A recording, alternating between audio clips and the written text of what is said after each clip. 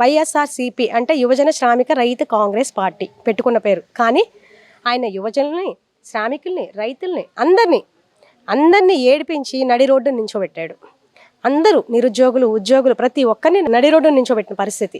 ఎవరు కూడా ఆయన ఈ మంచి పని చేశాడని హర్షించింది అయితే ఎవరూ లేదు. దానికి ఉదాహరణ మొన్న ఎలక్షన్సే. ఇప్పుడు కాస్తో కూస్తో ఎవరికన్నా న్యాయం చేశాడనుకుంటే వాళ్ళన్నా మెచ్చి చేయొచ్చు.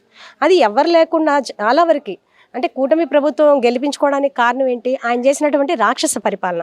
ప్రజల్ని ఏ రకంగా ఇబ్బంది పెట్టారో అందరూ ఉద్యోగస్తులు కూడా ఫస్ట్లో బాబు గారు ఎప్పుడైతే గెలిచి ఇక్కడ రాజధాని ఏర్పాటు చేశారో అందరినీ పరిగెత్తిచ్చే పనులు పెట్టారు.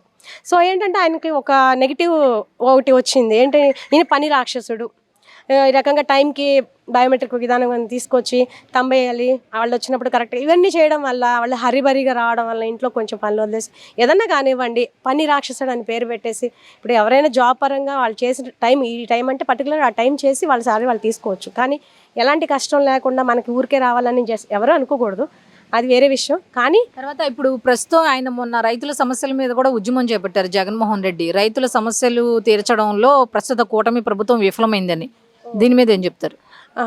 అలా అయితే మరి రైతులకి అంటే ఏ గవర్నమెంట్లో చిన్నప్పటి నుంచి చూస్తూనే ఉన్నాం, గవర్నమెంట్లు ఏ గవర్నమెంట్ కూడా రైతులకు వ్యతిరేకంగా నడుచుకున్న విధానం అయితే లేదండి. ఇప్పుడు రైతులు ఇప్పుడు మాకు న్యాయం చేయండి అనే హక్కు మాకు ఉంటుంది. ఎందుకంటే రాజధానికి ఎలాంటి స్వార్థం లేకుండా ₹1 ఆశించకుండా 75% భూమిని ప్రజలకు దారాదత్తం చేశాం. దీనికి ప్రజలందరూ వారసులు. మరి తర్వాత ఈయన తీసుకున్న నిర్ణయానికి భావితరాల భవిష్యత్తు ఏమైపోతుందో, రేపు మా పిల్లల పరిస్థితి ఏంటో నా ఆందోళనతో 1631 రోజులు ఉద్యమం చేస్తే అడుగడుగున ఉద్యమాన్ని ఎందుకు అణిచివేయాలనుకుంటున్నారు? నిజంగా ఆ రోజున అంటే టీడీపీ గవర్నమెంట్ ఎలా అయితే మా దగ్గరకు వచ్చి మీ భూములు కావాలని అడిగారో ఆ పద్ధతి ప్రకారమే ఈయన మాతో అసలు ఏదైనా మాట్లాడాలి కదా.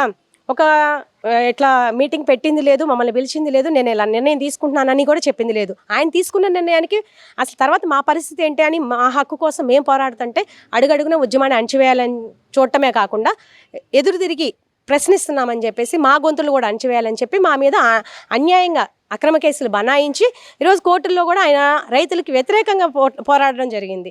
మరి అక్కడేమన్నా ఆయనకి గౌరవం దక్కిందా? లేదు కదా. కోర్టు కూడా మొట్టికాయలు వేసింది.